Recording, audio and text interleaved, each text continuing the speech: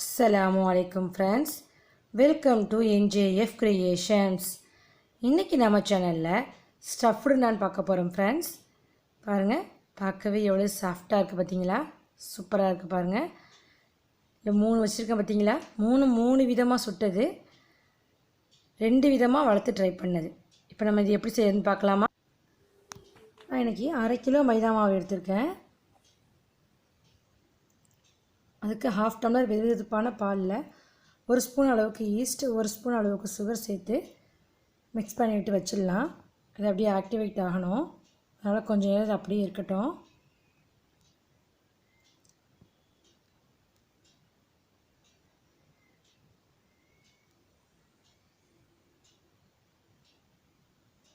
இப்போ இந்த மாவில் 1/2 ஸ்பூன் அளவுக்கு உப்பு, 1 ஸ்பூன் அளவுக்கு பேக்கிங் சோடா, 1 ஸ்பூன் அளவுக்கு பேக்கிங் பவுடர், 1 டேபிள் ஸ்பூன் அளவுக்கு எண்ணெய் பற்றி சேர்த்து நல்லா மிக்ஸ் பண்ணி விட்டுடலாம்.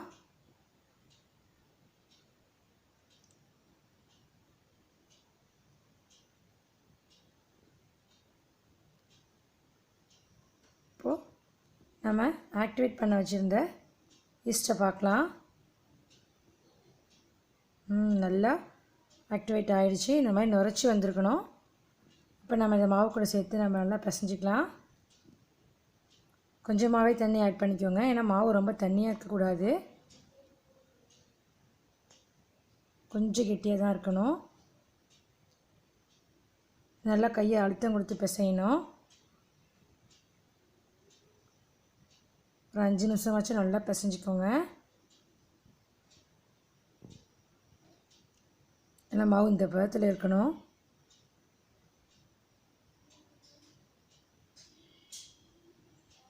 நல்லா பிசைஞ்சாச்சு.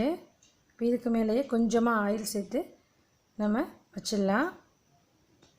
1 மணி நேரம் அந்த மாவு அப்படியே இருக்கணும். கொஞ்சமாக ஆயில் சேர்த்தாலே போதும். 1 மணி நேரம் இந்த மாவு அப்படி நம்ம வச்சிடலாம். இப்போ ஸ்டஃபிங் எப்படி பண்ணுறதுன்னு பார்க்கலாம். ஸ்டஃபிங் ரெடி பண்ணுறதுக்கு ஒரு பேனை ஹீட் பண்ணிவிட்டு அதில் 2 டீஸ்பூன் அளவுக்கு ஆயில் சேர்த்துடலாம்.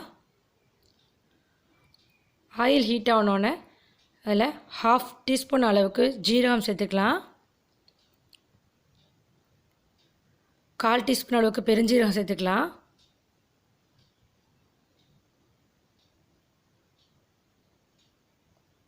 ரெண்டு பச்சை மிளகா பொடிசாக கட் பண்ணி எடுத்து வச்சுருக்கேன், அதையும் இது கூட சேர்த்துக்கலாம். நல்லா மிக்ஸ் பண்ணி விட்டுடலாம்.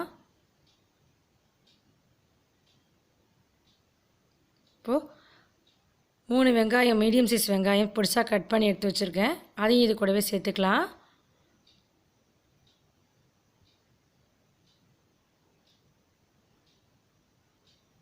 இது நல்லா மிக்ஸ் பண்ணி விட்டுருங்க. இது ஒரு 2 மினிட்ஸ் நல்லா வதங்கட்டும். வெங்காயம் வதங்கிறதுக்கு ஒரு 1/4 டீஸ்பூன் அளவுக்கு உப்பு சேர்த்துக்கலாம்.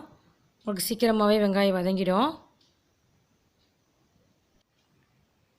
இப்போ இது கூடவே 1 கப் அளவுக்கு கோஸ் சின்னதாக நறுக்கி வச்சுருக்கேன், அது இது கூடவே சேர்த்துக்கலாம். அப்புறம் 1/4 கப் அளவுக்கு கேரட் துருவி வச்சுருக்கேன், அதையும் இது கூடவே சேர்த்துடலாம்.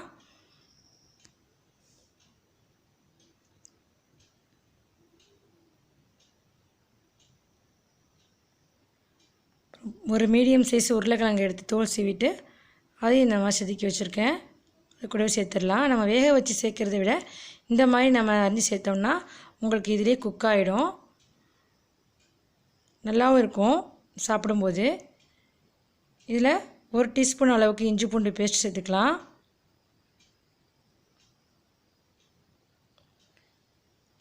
1/2 டீஸ்பூன் அளவுக்கு மஞ்சள்தூள் சேர்த்துக்கலாம்.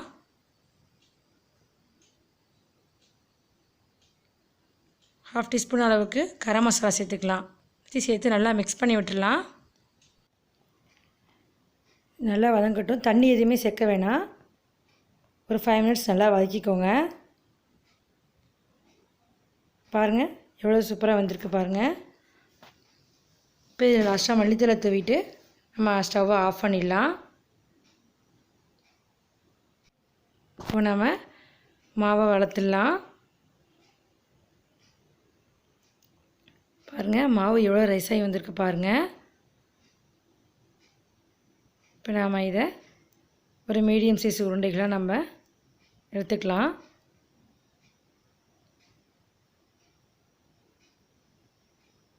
இந்த அளவுக்கு நம்ம எல்லா மாவையும் உருட்டி வச்சிடலாம். நம்ம மாவு வளர்த்துக்கலாம்.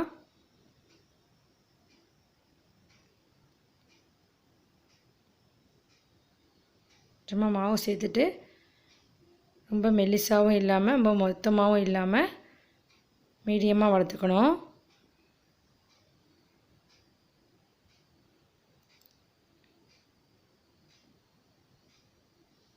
அதே மாதிரி இன்னொரு மாவையும் எடுத்து நம்ம வளர்த்துக்கலாம். இப்போ அதே மாதிரி நம்ம வளர்த்தாச்சு. இப்போ நம்ம ரெடி பண்ணி வச்சுருக்க அந்த ஸ்டஃபிங்கை இதில் ஒரு 2 டேபிள் ஸ்பூன் அளவுக்கு சேர்த்துக்கலாம்.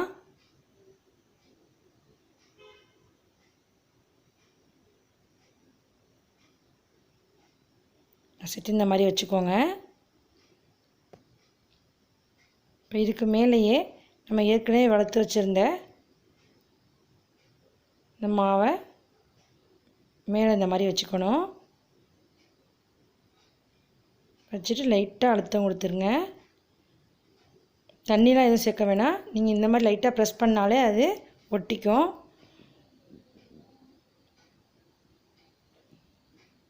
இந்த மாதிரி லைட்டாக ப்ரெஸ் பண்ணி விட்டுருங்க. இப்போ இதுக்கு ரவுண்ட் ஷேப்பில் ஒரு லிட் எடுத்துக்கோங்க. இது கட் பண்ணுற மாதிரி இது ஃபுல்லாக கவர் ஆகிற மாதிரி லிட் எடுத்துக்கோங்க.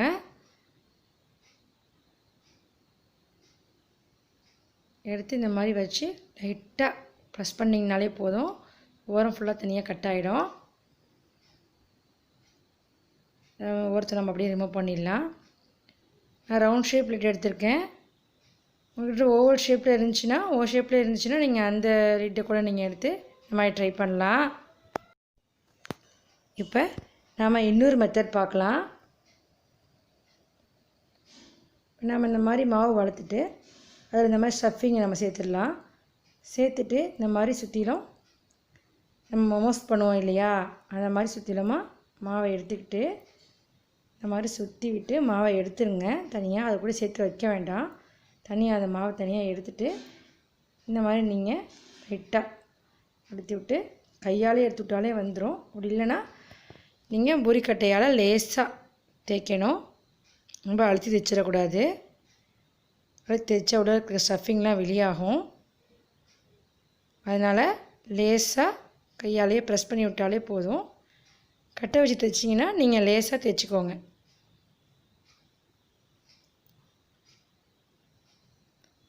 பாருங்கள், இந்த மாதிரி லேசாக தைச்சிக்கோங்க. இப்போது நம்ம ஒரு பேனை ஹீட் பண்ணிவிட்டு அதில் கொஞ்சமாக பட்டர் சேர்த்துடலாம். பட்டர் சேர்த்துட்டு நாம் ஏற்கனவே வளர்த்து வச்சுருந்ததை அதில் சேர்த்துடலாம். இந்த மாதிரி நம்ம ஒரு பக்கமாக பரட்டி போட்டு நல்லா வெந்த பிறகு இதை நம்ம ஒரு பிளேட்டுக்கு மாற்றிக்கலாம். பாருங்கள் எப்படி வந்திருக்குன்னு பாருங்கள். நம்ம இந்த மாதிரி ட்ரை பண்ணும்போது ஸ்டஃபிங் உங்களுக்கு வெளியாகாது.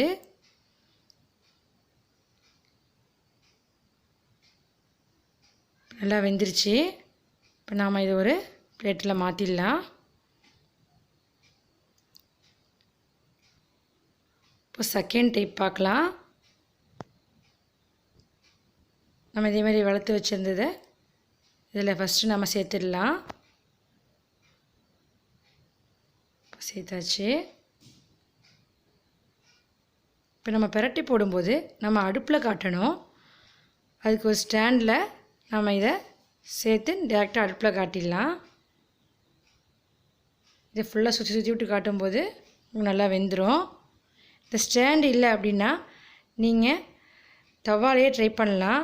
தவாலை ட்ரை பண்ணும்போது ஒரு பக்கம் மட்டும் லைட்டாக தண்ணி சேர்த்துட்டு மாவில் அந்த தண்ணி சேர்த்த பக்கத்தை தவாவில் சேர்த்துடணும்.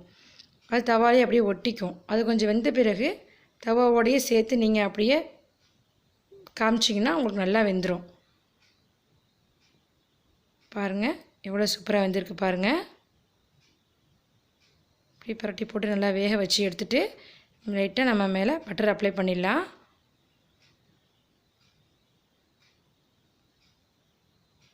பாருங்கள் ஃப்ரெண்ட்ஸ் எவ்வளோ சூப்பராக இருக்குன்னு பாருங்கள். மூணாவது மெத்தட் எப்படின்னா பட்டர் எதுவுமே ஆட் பண்ண வேணாம், நார்மலாகவே நம்ம வளர்த்து வச்சுருந்ததை சுட்டு எடுத்துடலாம். பாருங்கள் 3 விதமாக நம்ம சுட்டாச்சு. சூப்பராக இருக்குது பாருங்கள் ஃப்ரெண்ட்ஸ். கிறிஸ்பியாகவும் இருக்கும், சாஃப்டாகவும் இருக்கும், நல்லாயிருக்கும் ஃப்ரெண்ட்ஸ். நீங்கள் ட்ரை பண்ணி பாருங்கள். பாருங்கள் கட் பண்ணி காமிக்கிறேன் பாருங்கள். ஸ்டஃபிங் எதுவுமே வெளியாகலை. இந்த மாதிரி செஞ்சு கொடுத்தீங்கன்னா கிட்ஸ் எல்லாருமே நல்லா விரும்பி சாப்பிடுவாங்க ஃப்ரெண்ட்ஸ். நீங்கள் இந்த ஸ்டஃபிங் ட்ரை பண்ணும்போது பன்னீர் சேர்க்கலாம், மட்டன் கீமா சேர்க்கலாம், சீஸ் கூட சேர்க்கலாம். எல்லாமே நல்லாயிருக்கும் ஃப்ரெண்ட்ஸ். ட்ரை பண்ணி பாருங்கள். ட்ரை பண்ணி பார்த்துட்டு எப்படி இருந்துச்சுங்கிறத உங்கள் கமெண்ட்ஸ் எல்லாமே கமெண்ட் பாக்ஸில் சொல்லுங்கள் ஃப்ரெண்ட்ஸ். இந்த வீடியோ உங்களுக்கு பிடிச்சிருந்துச்சுன்னா லைக் பண்ணுங்கள், கமெண்ட் பண்ணுங்கள், ஷேர் பண்ணுங்கள், சப்ஸ்கிரைப் பண்ணி பெல் ஐக்கானை கிளிக் பண்ணுங்கள். தேங்க்ஸ் ஃபார் வாட்சிங்.